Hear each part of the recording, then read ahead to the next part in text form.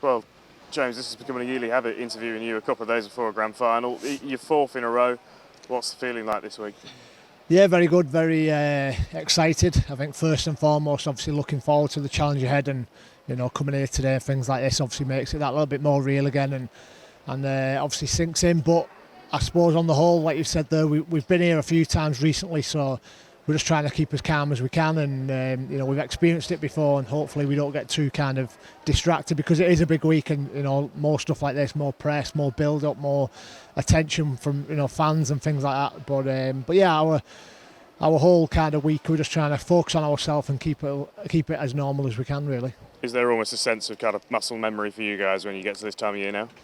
Hopefully, yeah. I do think once you do get to that business end of the year, it definitely helps having a little bit of experience, and we have been in these big games before, like I've said, so it is almost subconsciously it's more of an attitude thing as well. Mentally you just have to switch on, narrow the focus, and hopefully get the results on the game day, and luckily for us that's what we've done, and finished with one last game here on Saturday. You came through a real battle against Salford. You'll have watched Leeds come through one against Wigan and the week before against Catalans. It's only going to be an extremely intense game of football, isn't it, on Saturday? Yeah, 100%. I think, like you said, the way Leeds have been playing of late it's been fantastic, and obviously watched the Wigan game, and the way they kept turning up for one another and defending, and the I suppose the commitment, togetherness that they showed was outstanding, really. So we know we're going to have to be at our best to match that, and hopefully beat that on Saturday night. But at the same time, I'm very confident in our ability as a team, and and hopefully we do put on a good show. Hopefully it is a great game for all the fans and everybody watching at home, and we want to put rugby league on the biggest stage of all. If you looked at this game on paper, you'd look at first versus fifth and see it as a bit of a mismatch, but we know it's not like that. Leeds, their run into this game has been unbelievable.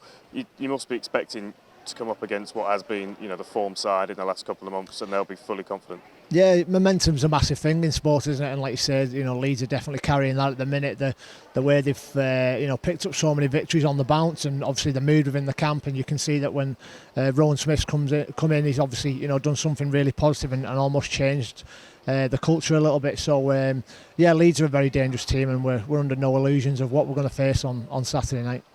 You've been here obviously plenty of times before. You've also played in a behind closed doors grand final. What role do fans have to play on Saturday night?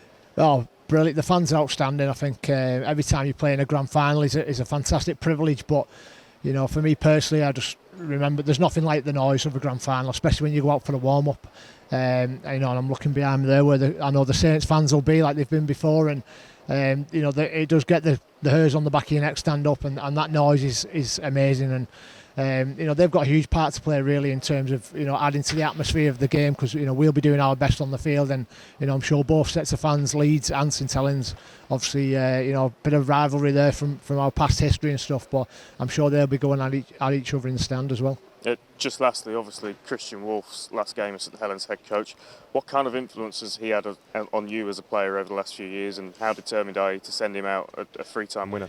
Yeah, very determined to send him out in the best way possible, really. It's only what he deserves, in my opinion. And Christian's been fantastic for us as a club. He's come in at obviously a time where we experienced a little bit of success with Justin, and then obviously we've carried on that form under Christian, and he's done a hell of a lot of things behind closed doors, and the way he carries himself. He's such an honest bloke. I think everybody's it's clear to see that, and he obviously knows how to get the best out of us as a team and as individuals, and like you say, for me personally, I've got on really well with Christian. He's taught me quite a few facets of the game, and obviously made me probably look at coaching a little bit different, and appreciating what they actually do rather than just the on-field stuff. And Christian's a fantastic bloke, and we all want to send him out in the right way.